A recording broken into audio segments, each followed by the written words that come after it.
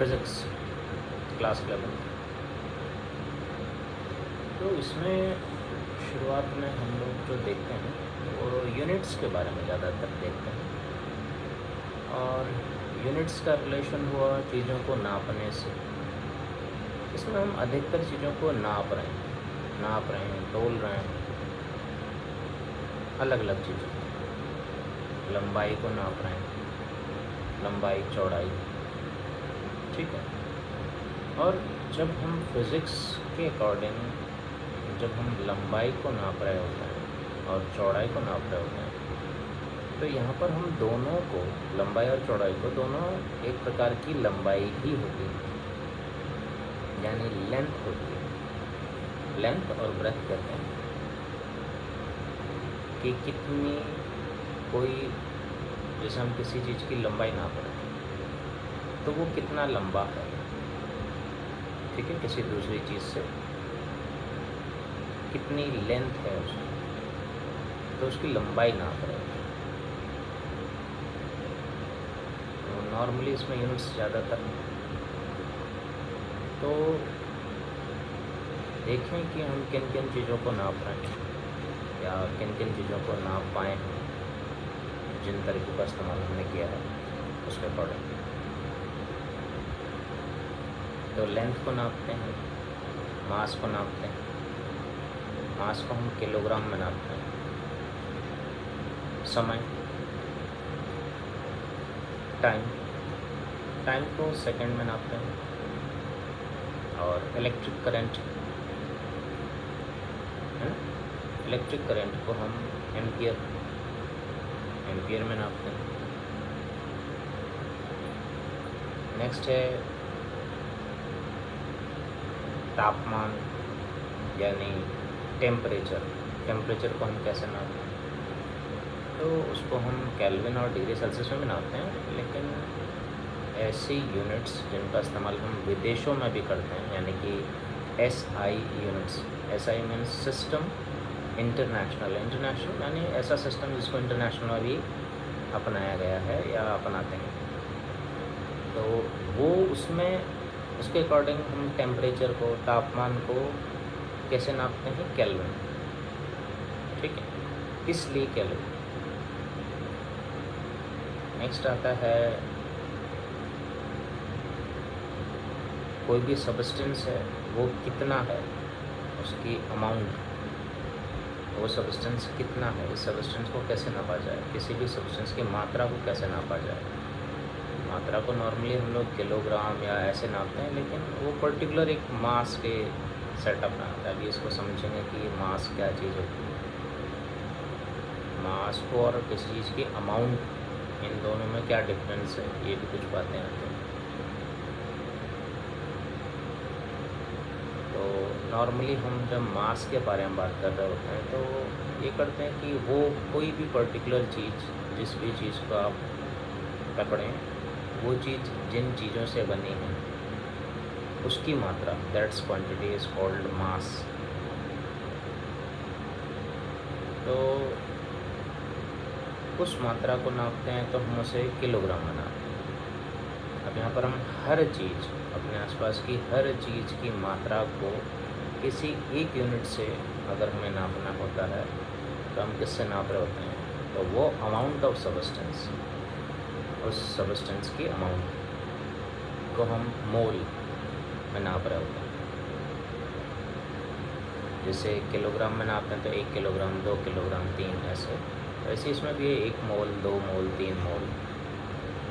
तो जैसे किलोग्राम में है कि 1 किलोग्राम में 1000 ग्राम होते हैं, ठीक वैसे यहाँ मोल में भी होता है कि मोल में, 1 मोल में एक फिक्स्ड अमाउंट ऑफ एटम्स होते हैं। उतने एटम के ग्रुप को 1 मोल कह दिया। तो कितने एटम थे या कितने मॉलिक्यूल, कुछ भी आगे का आप लगा सकते हैं, लेकिन वो fixed number, fixed quantity, that is 6.023 into 10 की पावर 23 या 10 टू दी पावर 23, ऐसे कहते हैं। तो ये हो गया मोल, किसी सब्सटेंस की, किसी भी सब्सटेंस की मात्रा को नापा जाता है हम एक परफेक्ट यूनिट जो हम यूज़ करते हैं दैट इज़ मोल। और एक क्वेश्चन हमेशा से है, हर एक चीज़ जिस चीज़ को हम पढ़ रहे होते हैं उसमें, कि ये सब चीज़ डेवलप कैसे हुई। हर एक चीज़, लेंथ है, ये डेवलप कैसे हुआ। और फिर इससे जुड़े क्वेश्चन कि यही क्यों, क्या खास है।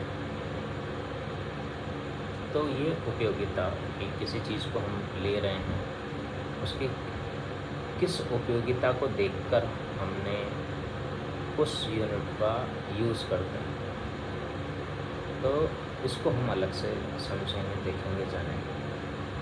और अभी हम जो जान रहे हैं कि इनकी किसी न किसी उपयोगिता की वजह से, विशेषता की वजह से हम इनको, इन यूनिट्स को अपनाते हैं। इंटरनेशनल में भी ये चलता है। नेक्स्ट है जिसे रोशनी कहते हैं, रोशनी की तीव्रता। जैसे कोई बल्ब बहुत तेज़ चल रहा होता है, कोई बल्ब बहुत डिम चल रहा होता है, तीव्रता अलग अलग होती है। इसको फिज़िक्स में हम लोग ल्यूमिनस कहते हैं, ल्यूमिनस और नॉन ल्यूमिनस वर्ड्स आते हैं। वैसे ल्यूमिनस का मतलब होता है ऐसी चीज़ें जिनकी खुद की अपनी लाइट होती है, प्रकाश होता है जिनका। जैसे सन है और मून है, इन दोनों में से ल्यूमिनस कौन है? तो सन है। सन की खुद की अपनी लाइट है, तो दैट इज़ ल्यूमिनस। तो उस ल्यूमिनस इंटेंसिटी, उसकी इंटेंसिटी कितनी, उसकी मात्रा कितनी, इसको भी नापा जाता है। इसको हम कैंडला में नापते हैं। एक ये भी यूनिट है कैंडला। हम हर यूनिट के बारे में भी समझेंगे कि हर एक यूनिट का क्या मतलब है। जैसे हम टाइम के बारे में बात कर रहे हैं तो टाइम में आया सेकंड। टाइम को हम सेकंड से नापते हैं, और ये यूनिट सेकंड जो यूनिट है, वैसे सेकंड है, मिनट से भी नापते हैं, आवर, घंटा, ये है ना, इनसे नापते हैं। लेकिन सेकंड ही क्यों? और उसका इस्तेमाल विदेशों में भी किया जाता है। क्यों विदेश और सारे राष्ट्र इन यूनिट्स में आके रुके? और वो कौन कौन सी चीज़ें जिन पर आज भी अपवाद हैं और अपवाद चल रहे हैं, या किसी प्रकार की कोई फाइट या लड़ाइयाँ आज भी चलती हैं, विवाद हो रहे हैं या विवाद होते हैं या होते आ रहे हैं, और रीज़न होते हैं उनके पीछे। तभी जैसे अब हम कहेंगे कि मिनट पर चलेंगे तो हमें पता है कि सेकंड, कि कितने सेकंड मिल जाएं तो 1 मिनट बन जाए। तो सवाल ये भी उठता है कि 1 सेकंड कैसे बन गया, कितना क्या हुआ जिसकी वजह से 1 सेकंड बना गया। फिर बहुत सारे प्रश्न आते हैं इसके साथ साथ में कि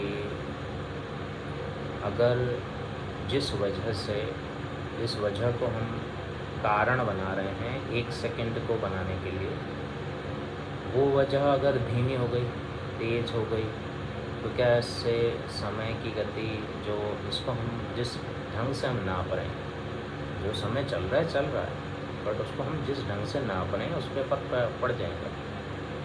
जैसे अगर आप कोई सामान बाज़ार से तोल के लेकर आते हैं, और तमाम चीज़ें हम ऐसे देखते हैं जिनके प्रभाव के कारण जो वज़न होता है किसी चीज़ का, वो कम या ज़्यादा कई धोखे देखने में आते हैं।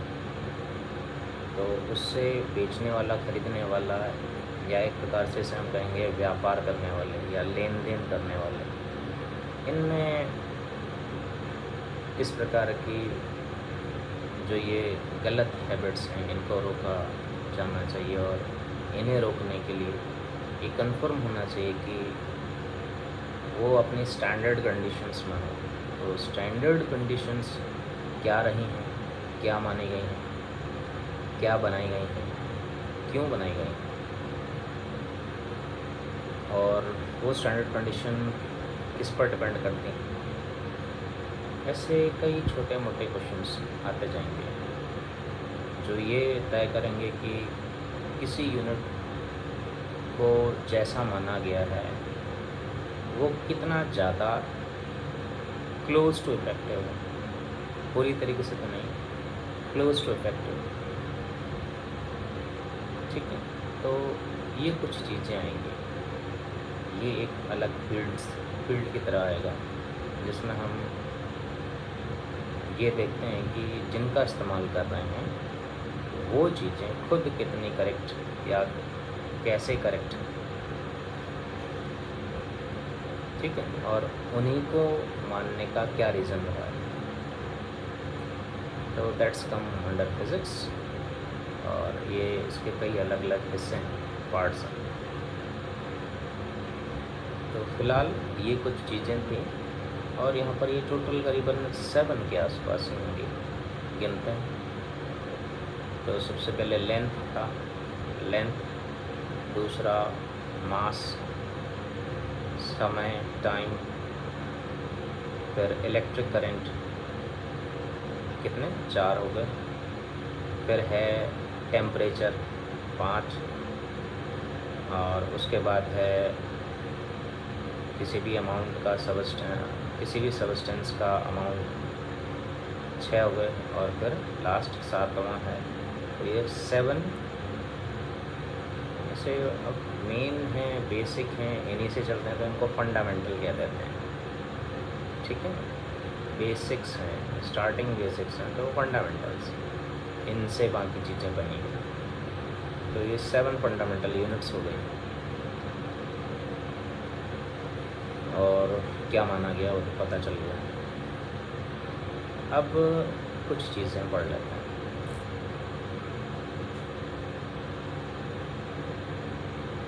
तो जिन चीज़ों को हम अभी पढ़ने जा रहे हैं वो हिंदी में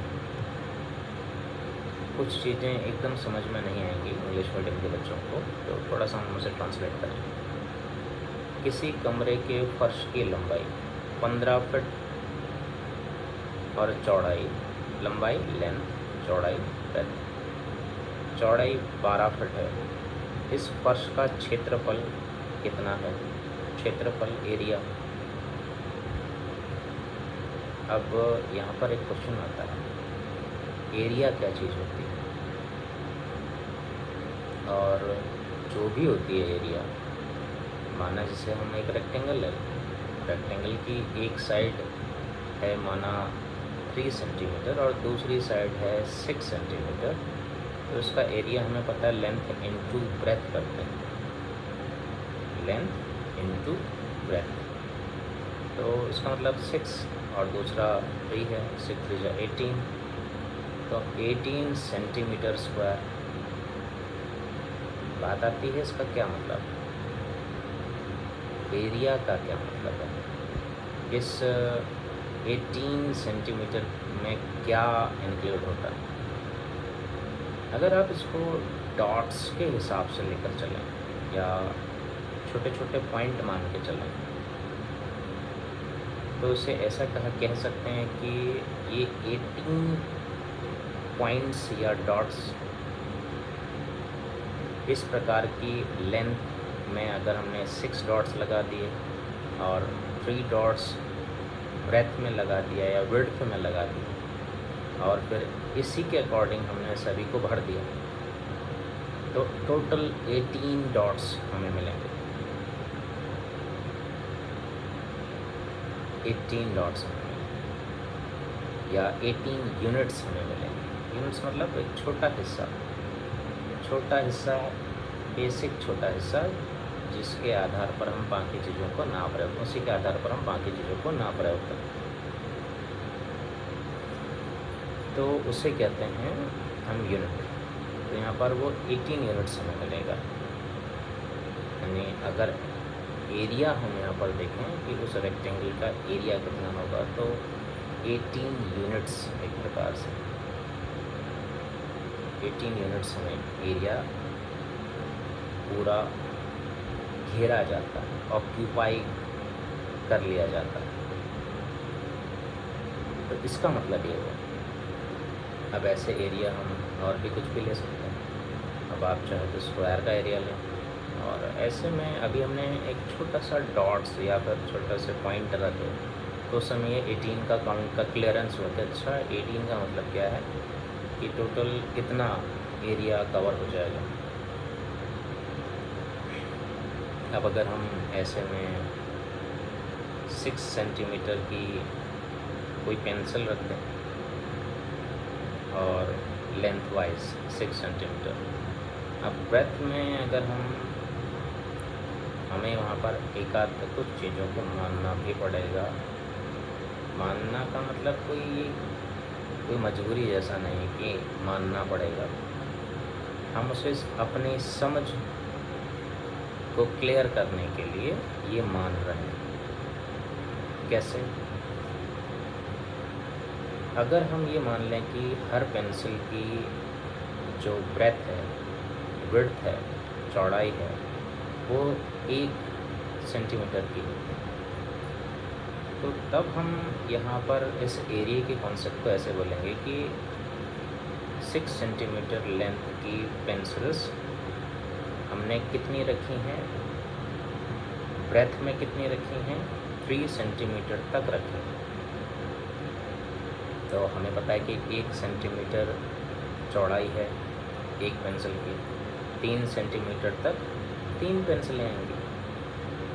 तो अब यहाँ पर एक डाउट आता है कि अब तो 18 नहीं आया, अब तो 18 नहीं आया। यहाँ पर 6 3 18 आ रहा है, एरिया निकालेंगे तो।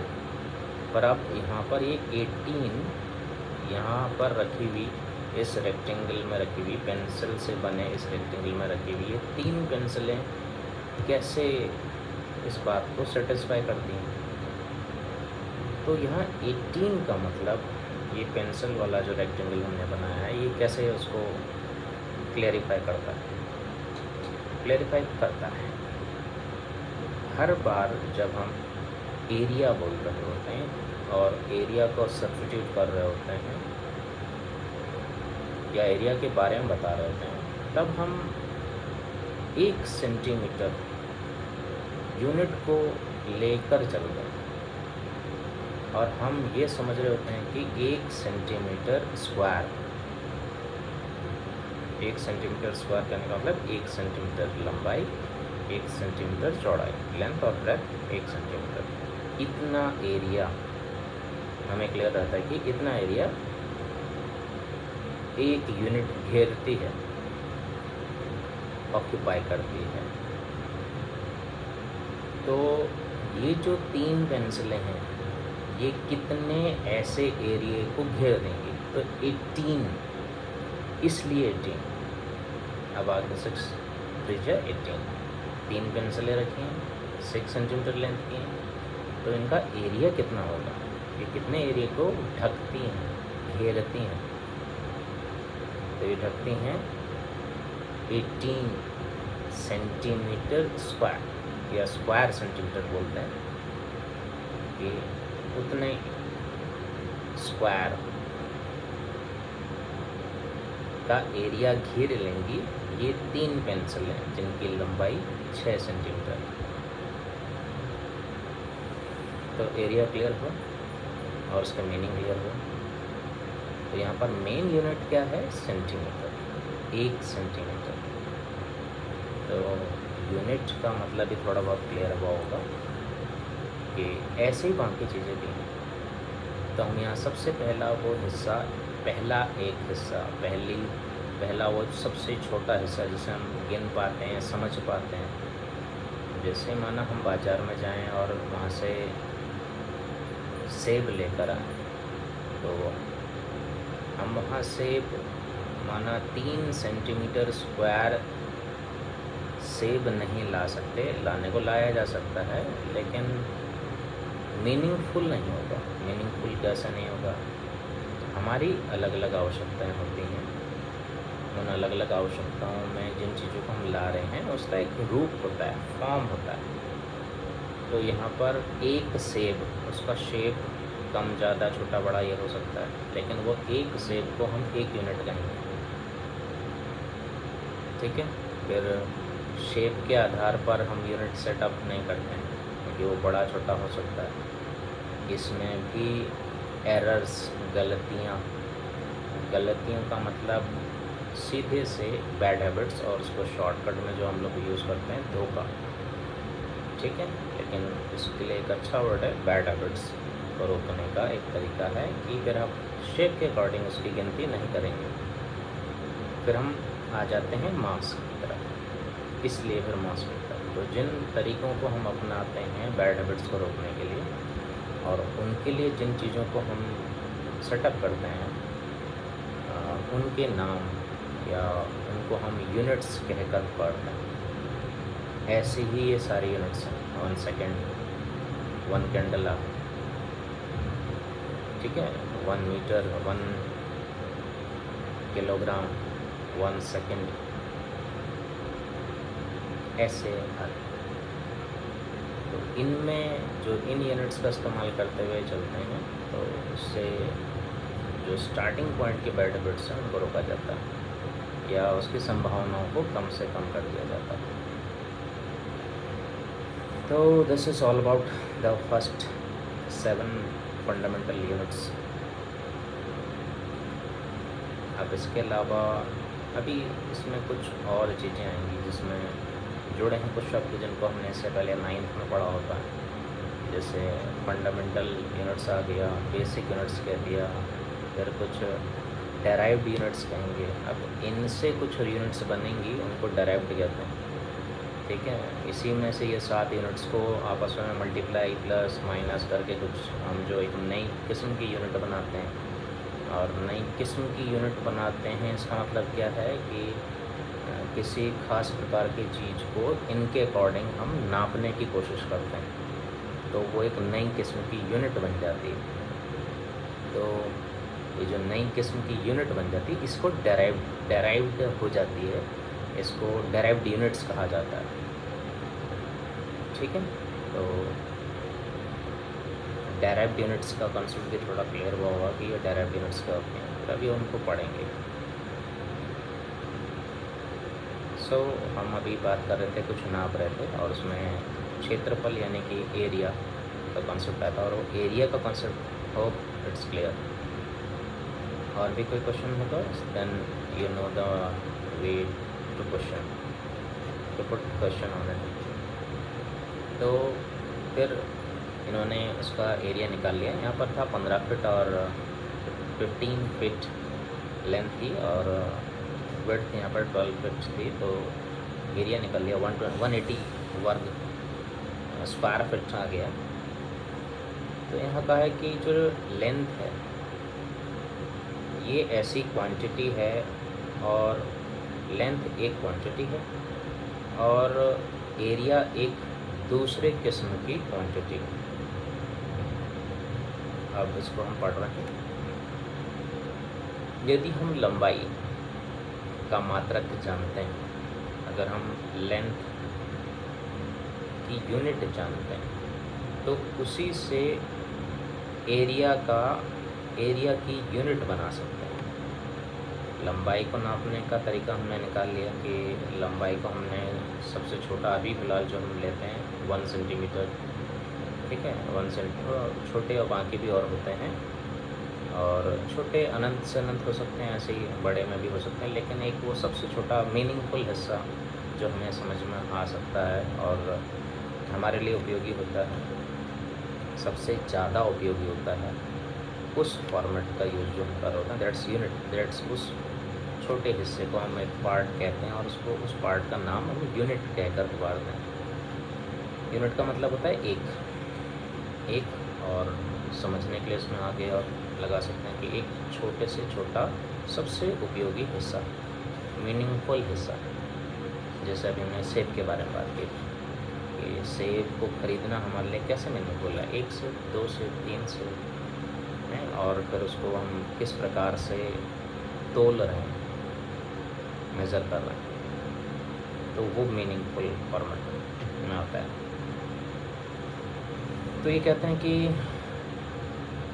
हम लंबाई का मात्रक जानते हैं, हम लेंथ की यूनिट जानते हैं, तो उसी यूनिट से लेंथ का यूनिट क्या है, लेंथ का यूनिट क्या है, या लेंथ का यूनिट यानी कि लेंथ का यूनिट क्या है, ये यहाँ पर एक क्वेश्चन होता है कि लेंथ का यूनिट का मतलब क्या हुआ। तो इसका मतलब हुआ कि लेंथ को, लंबाई को, किसी भी चीज़ की लंबाई को नापने का सबसे छोटा उपयोगी तरीका कौन सा है, या इसको अब हम डायरेक्ट यूनिट कहकर पुकारेंगे। इजी हो रहा है, बोलने में आसानी होती है।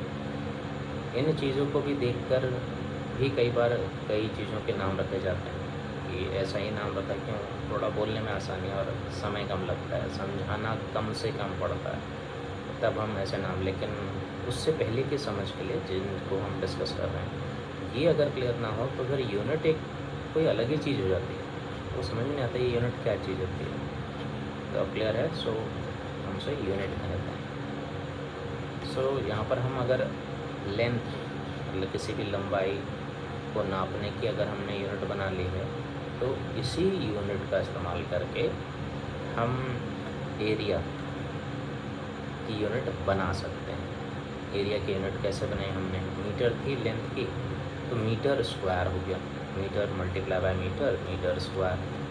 ठीक है, ये अलजेब्रा की तरह है, जैसे x मल्टीप्लाई बाय एक्स तो एक्स स्क्वायर, और x को 3 बार मल्टीप्लाई करो तो एक्स क्यूब, एक्स की पावर 3, x को 5 बार मल्टीप्लाई करो तो x की पावर 5। ऐसे ही सेंटीमीटर, मीटर, ये सब मल्टीप्लाई ऐसे होता है। तो यहाँ पर हम 2 बार लेंथ, अलग अलग लेंथ, जैसे लेंथ है और हम दूसरी लेंथ को, जो लेंथ किसी लेंथ मतलब लंबाई, उससे छोटे हिस्से को हम चौड़ाई कहते हैं। अगर माना आप कोई भी लेंथ लीजिए, तो रेक्टेंगल ले लीजिए, उस रेक्टेंगल की कुछ भी लेंथ ले लीजिए, 6 ले लीजिए। अगर हम 6 से लंबी कोई एक और लेंथ लें, 7 लेंथ वाली कोई चीज़ लें, तो तुरंत ये 6 चौड़ाई बन जाती है, यानी इसको हम चौड़ाई पुकारते हैं या उसकी विड्थ कहकर पुकारते हैं। विड्थ कहने का मतलब हो जाता है, एक ये नया नाम देने का मतलब ये हो जाता है कि हम उससे ये दर्शाना चाह रहे हैं कि हमारे पास 2 किस्म की लेंथ है,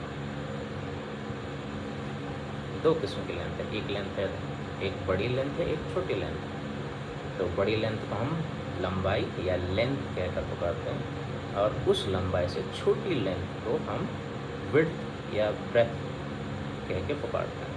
तो ये विड्थ कहने का मतलब ये है, एक्चुअल में है दोनों लेंथ है, दोनों लंबाई यहाँ ही है, छोटी है और एक बड़ी लंबाई है। ठीक है, सो तो हम यहाँ पर जब अभी हम एरिया के अकॉर्डिंग में जैसे रेक्टेंगल में दोनों को मल्टीप्लाई करते हैं, ठीक है, और होप अभी यहाँ पर एक पॉइंट और आता है कि मल्टीप्लाई क्यों करते हैं। हालांकि ये थोड़ा मैथमेटिकल है और कोई प्रॉब्लमेटिक नहीं है, लेकिन तो मल्टीप्लाई का कोई अलग से कोई फिर से कोई नया कॉन्सेप्ट नहीं है। यहाँ पर क्वेश्चन उठता है कि मल्टीप्लाई का क्या मतलब हुआ, मल्टीप्लाई करने का क्या मतलब हुआ। मल्टीप्लाई करने का मतलब हुआ जोड़ना, शॉर्टकट मीनिंग अगर हम समझेंगे तो मल्टीप्लाई का मतलब होता है जोड़ना। एक जैसी क्वांटिटी को जोड़ने को हम डायरेक्ट आंसर जो यूज़ सब करते हैं और उसको एक नाम देते हैं, उसे वो नाम होता है मल्टीप्लाई। कैसे, 2 है, 2 को 5 बार आप प्लस कीजिए तो 10 आएगा। 2 को 5 बार प्लस किया तो 2, 2, 4, फिर उसके बाद 6, देन 8, देन 10 हो गया। 5 बार 2 को प्लस किया तो 10 आया। अब इसको हम क्या करते हैं, याद कर लेते हैं। ये जो प्लस करके 5 बार, 6 बार, और नॉर्मली हम लोग 10 बार तक चीज़ों को जोड़कर, ऑलरेडी जोड़कर याद कर लेते हैं, उसे हम टेबल्स कहते हैं। ठीक है, जो हम लोग टेबल याद करते हैं। तो अभी मैथमेटिक्स का, जब हम मैथमेटिक्स सब्जेक्ट का डिस्कशन करेंगे, उसमें इनको ले जाने की कोशिश करेंगे और वहाँ समझने की कोशिश करेंगे थोड़ा और डिटेल में। सो बात हो रही थी मल्टीप्लाई, तो हम मल्टीप्लाई का बोला तो क्लियर हुआ ना कि मल्टीप्लाई जब हम बोल रहे हैं कि भाई हमने लेंथ को ब्रेथ के साथ मल्टीप्लाई मतलब जोड़ रहे हैं, बस उतने गुना जोड़ रहे हैं। जैसे हम यहाँ पर 6 को 3 गुना जोड़ रहे हैं, जब हम मल्टीप्लाई कह देते हैं तो इसका मतलब है वो बात बताओ जो कि सेम 6 को 3 बार प्लस किया जाए या 3 को 6 बार प्लस किया जाए, दोनों को उल्टा पुल्टा दोनों को सेम रहता है, एक ही बात है। प्लस करें तो दोनों का 18 ही आएगा। तो मल्टीप्लाई का मतलब ये होता है कि जो प्लस को याद कर रखा है वो बताओ, मल्टीप्लाई करने का मतलब ये है, ठीक है। मल्टीप्लाई का मतलब ऐसी प्लस ऐसी डिवाइड, अभी ये इस पर डिस्कस करेंगे धीरे धीरे। ये हर एक क्वेश्चनेबल है और ये हम करेंगे भी। हमारे वीडियोस और इन डिस्कशंस का मतलब और मकसद भी यही है, हर किस्म के क्वेश्चन, हर डायरेक्टेड क्वेश्चंस को पुटअप करना और उन पर चर्चा करना और उनके बारे में जानना और जानने की कोशिशें करना, ठीक है। तो हम वो मल्टीप्लाई करके अभी हम यूनिट बना रहे थे। एक्चुअली हमारे पास पहले से एक यूनिट है और उस यूनिट से हम एक नई किस्म की यूनिट बना रहे हैं। और यहाँ हम यूनिट बनाते हुए अभी हम जिसकी यूनिट बना रहे हैं वो है एरिया की। तो एरिया की यूनिट क्या बनी, सबसे छोटी यूनिट क्या बनी, अगर हम 1 सेंटीमीटर को 1 सेंटीमीटर से मल्टीप्लाई करेंगे तो सेंटीमीटर स्क्वायर बोलेंगे उसे, या स्क्वायर सेंटीमीटर बोलेंगे। तो ये एक यूनिट बन गई स्क्वायर सेंटीमीटर, ये एक यूनिट बन गई ऐसी। और हम फिलहाल अभी यहाँ इंटरनेशनल यूनिट्स को ले रहे हैं। तो इंटरनेशनल यूनिट में लेंथ का आता है, इंटरनेशनल यूनिट का मतलब SI, हम SI करके नाम पकड़ते हैं। SI यूनिट कहते हैं ना, तो SI का मतलब इंटरनेशनल यूनिट समथिंग है। इंटरनेशनल में हम इसका यूज़ कर रहे होते हैं, उसे अपनाते हैं। तो यहाँ हम लेंथ की मीटर ले रहे हैं, SI यूनिट है। तो मीटर इंटू मीटर, सबसे छोटा 1 मीटर होगा, 1 मीटर को 1 मीटर से मल्टीप्लाई करेंगे तो मीटर स्क्वायर या स्क्वायर मीटर, ठीक है, स्क्वायर मीटर हो गया। तो ये हो गया क्या, एरिया की सबसे छोटी यूनिट मीटर स्क्वायर या स्क्वायर मीटर, ठीक है। सो ओके, आज का सेशन यहाँ पर हो गया, 30 मिनट्स के आसपास हो गया। नेक्स्ट इससे आगे नेक्स्ट में देखेंगे। Okay, thank you.